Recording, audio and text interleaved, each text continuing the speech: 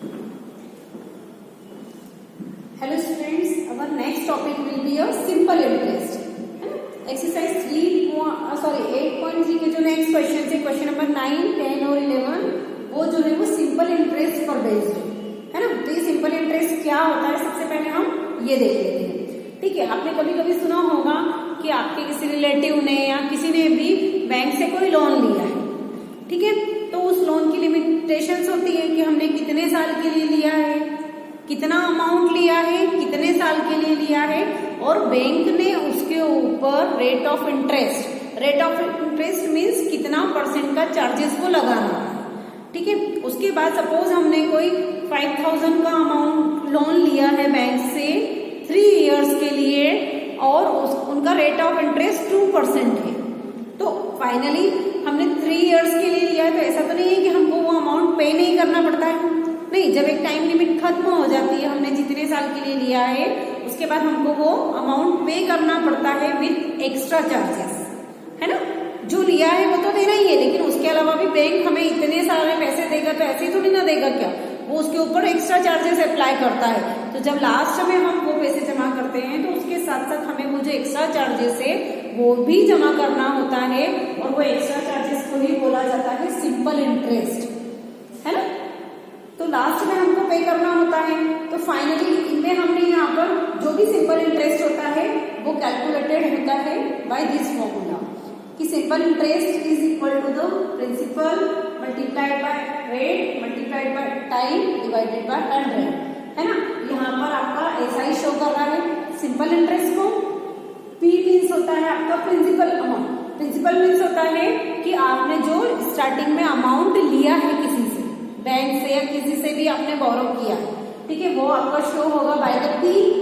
यहाँ पर are show करेगा rate of interest. Interest means जो बैंक ने अप्लाई किया है चार्जेस, वो हमेशा बदलते रहते हैं, है ना। और लास्ट में होता है टी, टाइम। टाइम मीन्स कितने समय के लिए वो आपने लोन लिया है, 1 साल, 2 साल, 10 साल या 20 साल, तो उसके अकॉर्डिंग आपका रेट भी चेंज होता रहेगा। ठीक है, तो यहाँ पर सिंपल इंटरेस्ट क्या करता है, वो बैंक कैलकुलेट करता है इस फॉर्मूले से, और लास्ट में जब हमको वो जमा करना होता है तो फाइनली ऐसा नहीं है कि हमने 5000 रुपए लिए तो ओनली इंटरेस्ट जमा करना है, नहीं, 5000 तो जमा करना ही पड़ता है ना। तो वो इंडिकेट होता है बाय अमाउंट मतलब लास्ट में हमने कितना पे किया। ठीक है, तो वो होगा आपका सिंपल इंटरेस्ट प्लस पी। आपका जो बेसिक अमाउंट था, मतलब हमने अगर 5000 का लोन लिया है और 1200 रुपये अगर उस पर सिंपल इंटरेस्ट हो रहे हैं, तो मुझे लास्ट में कितना पे करना पड़ेगा, 1200 प्लस 5000 मतलब 6200 मुझे टोटल पे करना पड़ेगा। ये समझ में आया, है ना। ठीक है, अब हमारा नेक्स्ट क्वेश्चन पे चलते हैं, क्वेश्चन नंबर 9। क्वेश्चन नंबर 9, 10 और 11 वो तीनों इसी पे बेस्ड है। ठीक है, यहाँ पर भी एक्चुअली परसेंटेज में ही वो शो हो रहा है कि रेट ऑफ इंटरेस्ट में, इसीलिए वो इस चैप्टर के साथ में है आपके। यहाँ पर क्वेश्चन नंबर 9 में 2 पार्ट है, मैं आपको एक करवा देती हूँ, एक आप लोग खुद कीजिएगा। Find the amount to be paid at the end of 3 years in each case. यहाँ पर आपको अमाउंट बताना है, दोनों के लिए उन्होंने टाइम सेम दिया है, मतलब 3 ईयर, है ना। फर्स्ट में सब कुछ जो गिवन है मैंने वो लिख लेते हैं, तो पता चल जाएगा कि हमको फाइंड आउट क्या करना है। गिवन दे प्रिंसिपल दिया है हमको कितना, ₹1200 दिया है, और 12% PA जो लिखा है वो बोला जाता है पर एनम मतलब पर ईयर। ठीक है, तो फाइनली यहाँ पर आपको R दिया हुआ है 12% का, और साथ में T तो ऊपर ही दे दिया उन्होंने 3 इयर्स, वो दोनों के लिए कॉमन है इसलिए ऊपर ही दे दिया। तो फाइनली हमको कैलकुलेट करना है हमारा अमाउंट। तो सीधे हम डायरेक्टली अमाउंट कैलकुलेट कर सकते हैं क्यों, नहीं, अमाउंट कैलकुलेट करने के लिए सबसे पहले हमको सिंपल इंटरेस्ट निकालना पड़ेगा, है ना, तभी तो हम अमाउंट निकाल पाएंगे। सिंपल इंटरेस्ट का फॉर्मूला क्या होता है, P multiplied by R multiplied by T divided by 100। इसमें वैल्यू पुट अप कीजिए। P है आपका 1200, R है आपका 12%, टाइम है 3 इयर्स, और डिवाइडेड बाय 100। ये 20 से 20 कैंसल आउट हो गए, ऐसा ही कितना आ रहा है, 12 144 मल्टीप्लाइड बाय 3, तो ऐसा ही कितना आ जाएगा आपका रुपीज, कितना कैलकुलेट किया हमने इसको कैलकुलेट किया हमने 432 रुपीज। मतलब सिंपल इंटरेस्ट कितना हो गया 1200 रुपीज पर जो है वो 3 इयर्स का 12% रेट कितना हो गया 432 रुपीज हो गया। तो अब हमें क्या कैलकुलेट करने के लिए बोला गया है क्वेश्चन में, अमाउंट कैलकुलेट करना है। तो अमाउंट का फॉर्मूला क्या होता है, simple interest plus P. Finally rupees 432 plus rupees 1200, ठीक है। तो आपका टोटल अमाउंट जो आपको पे करना कितना रहेगा 1632 रुपीज आपको उसके लिए लास्ट में पे करना रहेंगे, ठीक है। और हम चलते हैं क्वेश्चन नंबर 10 में। क्वेश्चन नंबर 9 का सेकेंड पार्ट आपके लोगों को करना है, ठीक है ना। जब तक आप खुद प्रैक्टिस नहीं करेंगे बहुत इजी क्वेश्चन थे, बस ये सारे क्वेश्चन क्या है फॉर्मूला बेस्ड। अगर आपको फॉर्मूले बहुत अच्छे से आते हैं तो आप इनको इजीली हैंडल कर पाएंगे, ठीक है ना। What rate gives rupees 280 as interest on the sum of rupees 56,000 in 2 years? देखिए यहाँ पर स्टेटमेंट में सब कुछ दिया है, लेकिन थोड़ा सा डायरेक्टली नहीं दिया है, इसलिए हमेशा ध्यान रखिए कि जब भी इस टाइप का कोई स्टेटमेंट होता है उसमें जो सबसे बड़ा अमाउंट दिख रहा है ना वो आपका पी रहेगा। टाइम तो इजीली दिख जाएगा, ठीक है।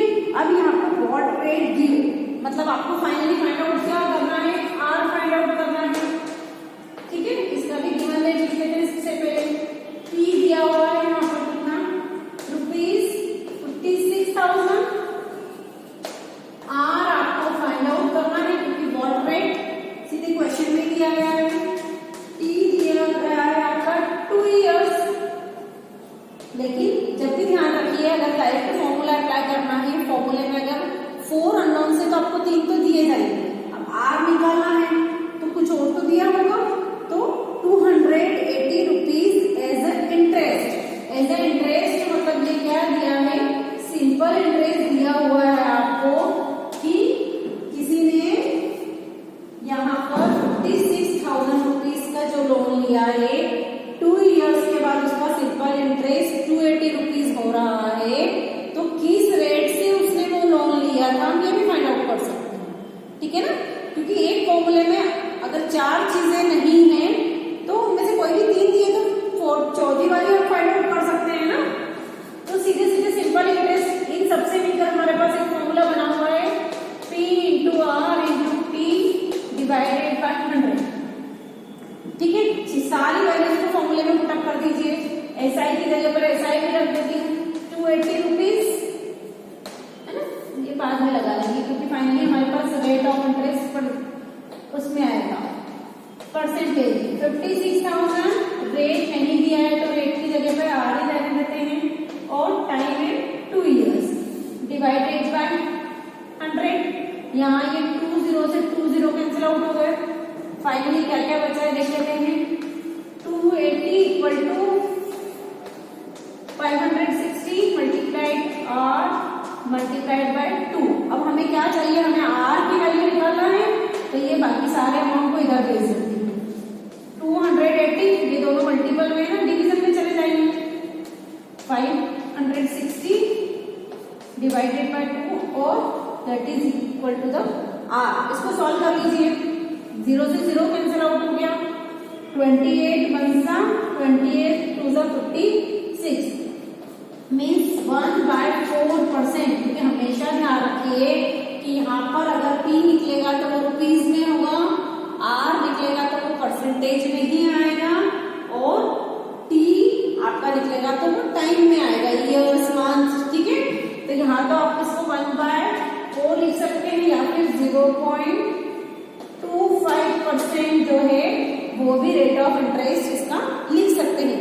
मतलब कहने का ये है कि जरूरी नहीं है कि आपसे हमेशा सिंपल इंटरेस्ट भी पूछा जाए, ठीक है। यहाँ पर P, R, T और कैसा है 4 अगर अननोन है, अननोन मीन्स हम पढ़ चुके हैं ना इक्वेशन, तो इन चारों में से अगर किसी भी 3 की वैल्यू दी जाती है, सपोज मुझे ऐसा ही दिया है, P दिया है, R दिया और टाइम निकालने को बोला जाता है तो भी हम निकाल सकते हैं ना, ठीक है। तो ये हम अप्लाई कर सकते हैं हमारे क्वेश्चन में। इसका लास्ट क्वेश्चन भी देख लेते हैं कि उसमें क्या दिया है। आई थिंक उसमें भी शायद टाइम ही निकालने के लिए दिया गया है ताकि आप हर तरीके से उस फॉर्मूले को अप्लाई कर सकें। ठीक है, if Meena gives an interest of ₹45 for 1 year. अच्छा, टाइम तो दिया हुआ है इसमें। क्वेश्चन नंबर 11 में देख लेते हैं, पढ़ते जाइए और साथ साथ में गिवन रेट लिखते जाइए तो ये भी समझ में आ जाता है कि क्या क्या दिया है और क्या फाइंड आउट करने के लिए बोला गया है।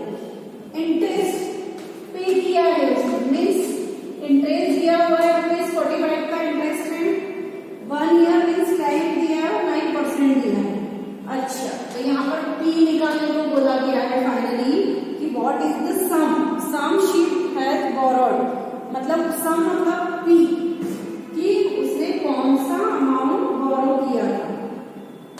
आर कितना दिया हुआ है यहाँ पर हमारा 9% दिया हुआ है आर हमारा, और फाइनली क्या बच गया टी, टाइम 1 ईयर। ठीक है, यहाँ पर अगेन हम हमारा फॉर्मूला अप्लाई कर देते हैं, पी आ जाएगा। क्या है हमारे फॉर्मूले में, simple interest into P into R into T divided by 100।